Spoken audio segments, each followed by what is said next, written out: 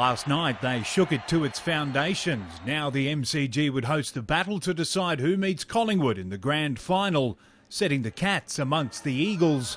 The West Coast Eagles soaring into the preliminary final after last year's wooden spoon, boasting a win over the Cats the last time they met.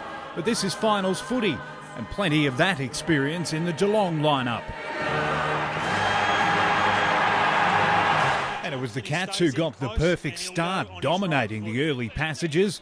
The Eagles' backline under pressure. Free kicks to Varco, Christensen and Ponziali, all ending in majors. That doesn't faze this second-year freak. The Eagles' gun midfielder Daniel Kerr would get a bone rattler early.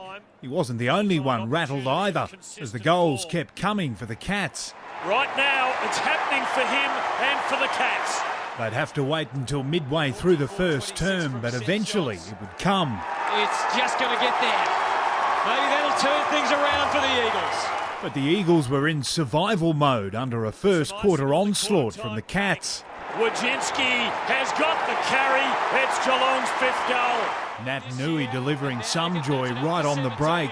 As the Eagles are within 22 at the quarter-time break. West Coast would trim that immediately in the second, with goals to Lacroix and Luke Shuey, before Tom Hawkins broke free from Darren Glass. Geelong seizing back the momentum. The man freed up is Selwood. Not a good strike, but it comes back for a goal. And Geelong back out beyond 20. The Cats once again on top, but the Eagles' Jack Darling would draw them back into the contest. It is a thundering goal from the 19-year-old. But the Cats would give themselves a little more breathing space through Bartel. He's kicked them from there before, Jimmy Bartel, and he's done it again. Amazing. 25 points the difference at the main break. Stevie J the difference after it. Steve Johnson's bouncing kick. Moments later he'd be left screaming in pain after this collision.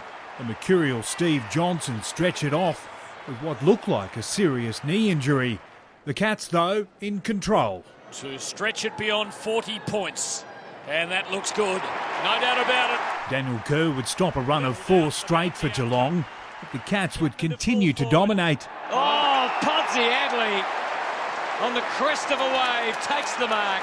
With Johnson off and Bartel hurting, the Cats would still keep the scoreboard ticking over. Duncan's kick is beautifully plucked by Hawkins to Chapman, and he just kept his legs for a goal. Geelong booking their spot in the final even before three-quarter time with a lead of 56 points.